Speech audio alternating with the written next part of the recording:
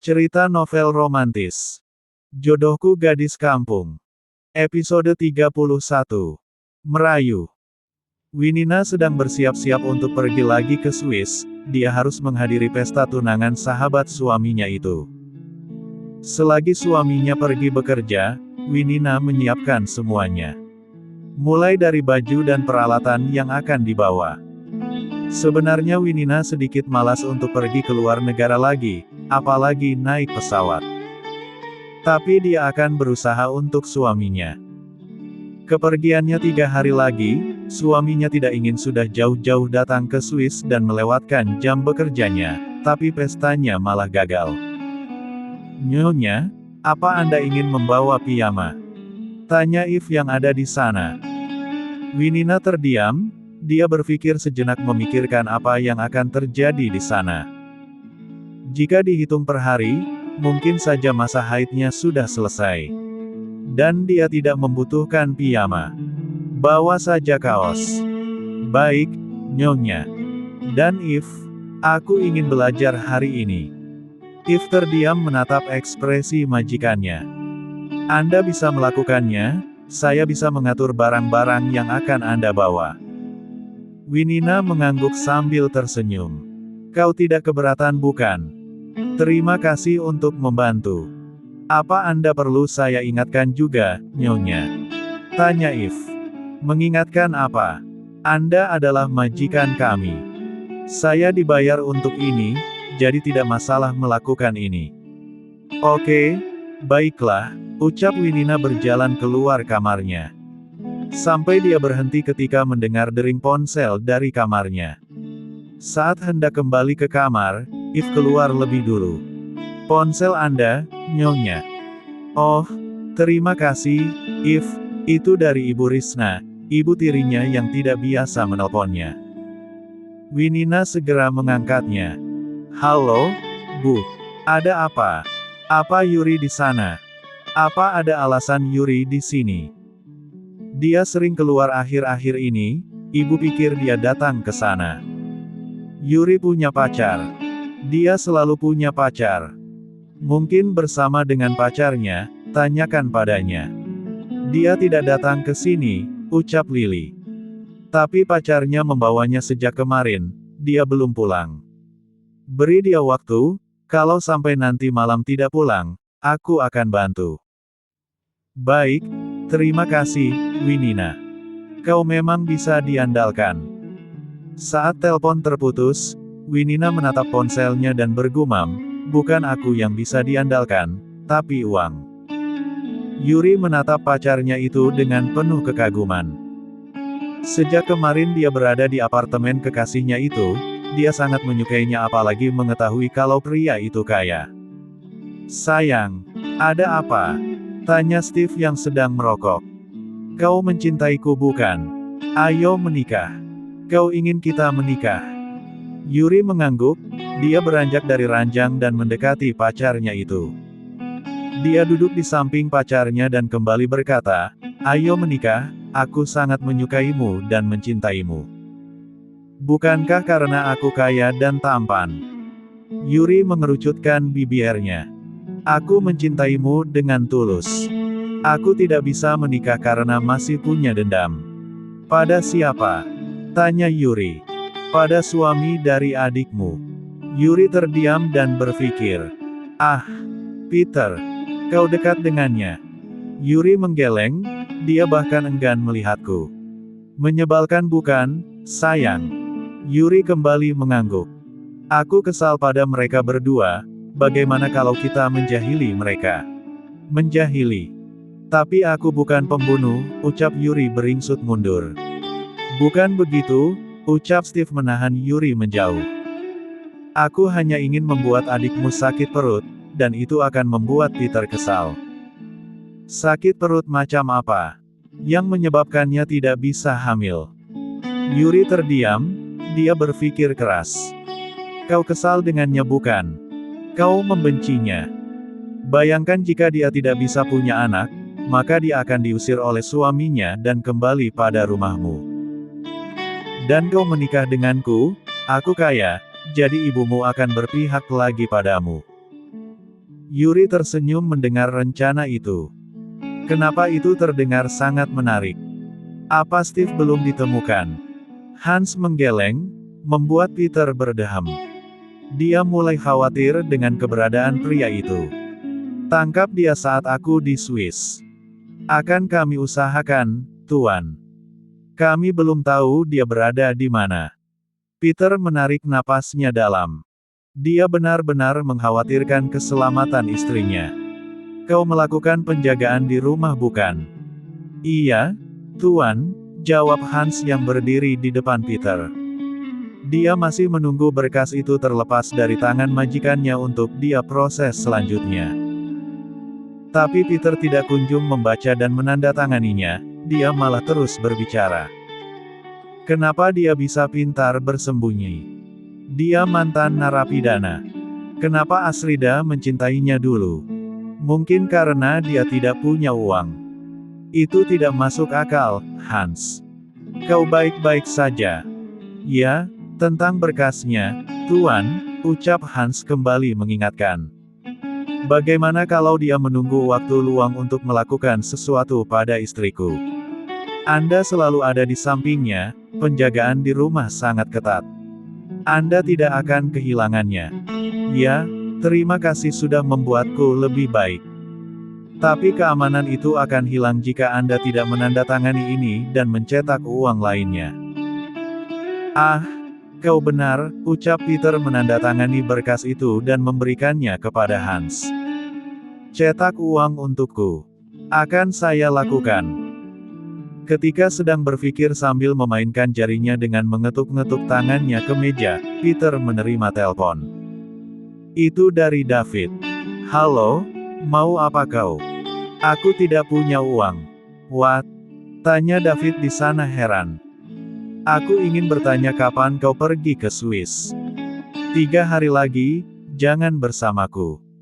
Aku ingin menghabiskan waktuku berdua dengan istriku. Aku hanya ingin tahu kapan kau berangkat, kau sama seperti Luke tidak konsisten. Hei, si bungsu dalam tekanan kakeknya.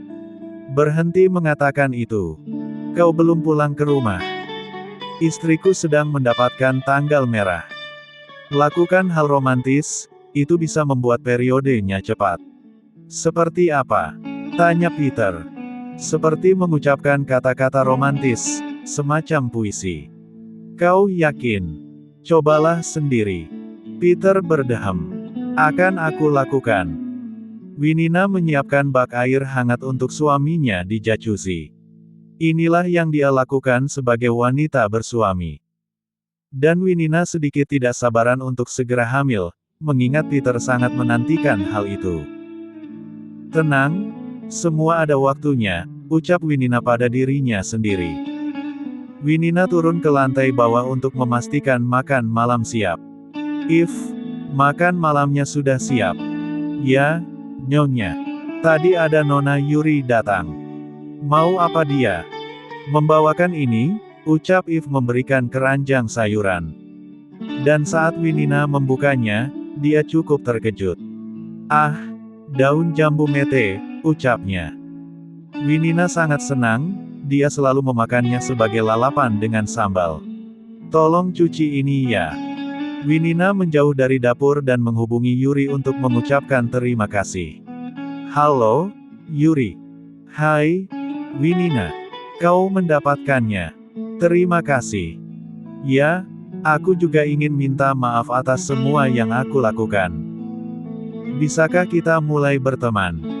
Winina terdiam, tapi entah mengapa perkataan Yuri terdengar sangat tulus. Tentu saja. Wah, terima kasih. Selamat malam. Dan Yuri yang tidak menuntut meminta apapun membuat Winina sedikit yakin kalau dia benar-benar ingin berubah dan baik padanya. Sayang. Mas. Aku udah siapin air anget. Peter tersenyum, dia merangkul pundak istrinya dan mengajaknya menaiki tangga bersama menuju kamar. Kau tahu, sayang. Tidak.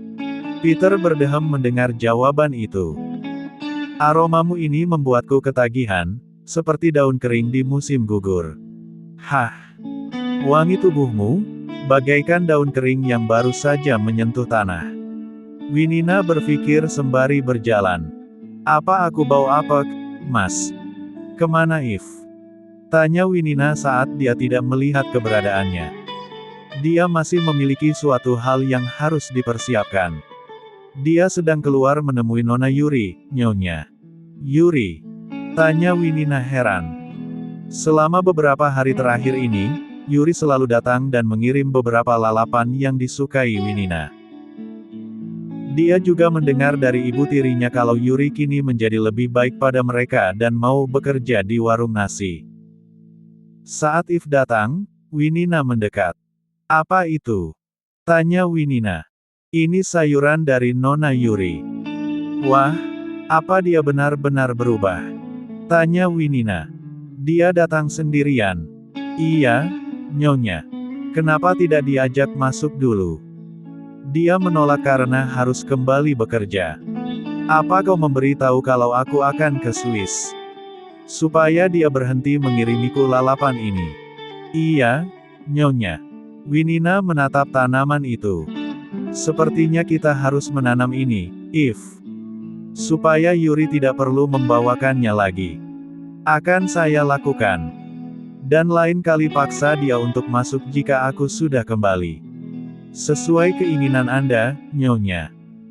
Hari ini mereka akan pergi ke Swiss. Winina menautkan jari-jarinya kepada sang suami saat menuju bandara. Dia masih belum bisa bersahabat dengan pesawat terbang. Rasanya membuat Winina ingin mabuk, apalagi sekarang Winina sedang datang bulan. Kondisinya benar-benar tidak sedang fit. Sayang, jangan khawatir. Aku akan ada di sampingmu. Aku tidak akan pernah meninggalkanmu. Winina menatap Peter, yang mana dibalas senyuman oleh suaminya. Peter pikir sang istri akan mengeluarkan pujian untuknya, tapi dia malah berkata, Mas mau ninggalin aku kemana? Kan di pesawat gak bisa kemana-mana. Peter terdiam, dia menelan kata-kata itu. Dirinya mulai terbiasa mendengar semua kata-kata Savage Winina. Mengingat kembali kalau kata-kata ini bermaksud menyinggungnya. Sayangku, ya begitulah. Winina mengerucutkan bibirnya, dia bersandar pada sang suami. Usapin kepala aku. Peter tersenyum dan dengan senang hati melakukannya, sesekali dia juga mengecup puncak kepala Winina. Mereka berangkat menggunakan jet pribadi. Hanya saja karena belum punya landasan sendiri, jadi Peter masih ikut di landasan umum. Berbeda dengan helipad, dia memilikinya di setiap rumah yang dimiliki. Sayang, aku ingin membuat landasan. Di mana? Di samping rumah kita, agar kita bisa mudah kemana-mana. Itu butuh tanah yang besar bukan? Peter mengangguk. Masih banyak lahan kosong, bagaimana menurutmu? Tapi itu sedikit memakan bagian danau. Tapi aku suka danaunya, Mas. Peter pun terdiam, dia tidak ingin mengambil apa yang disukai oleh istrinya. Memangnya berapa pesawat yang Mas miliki? Hanya 4, belum termasuk helikopter. Nanti di rumah kita bakalan rame. Kayak di bandara sini banyak orang. Saat itulah Peter tertawa, dia tidak menyangka istrinya menanyakan hal itu. Tentu saja tidak, itu bandara pribadi kita. Hanya kita dan orang-orang yang diizinkan oleh kita yang boleh masuk. Winina terdiam masih berpikir. Tapi itu membuang-buang uang, ke bandara umum juga tidak apakan. Tapi lebih mudah mempunyai bandara sendiri, sayang. Lalu bagaimana dengan sisa lahannya? Kita akan membelinya, aku pikir itu murah. Hanya beberapa miliar saja. Hanya untukmu itu adalah wah untuk orang lain, termasuk untukku. Kita baru saja memulai rumah tangga, jangan fokus untuk membuat yang lain. Mari fokus saja untuk membuat anak. Saat itulah Peter menelan salivannya. Sayang, kamu udah selesai. Udah, tapi nanti ya di Swiss. Biar Made in Swiss. Lanjut ke episode 32.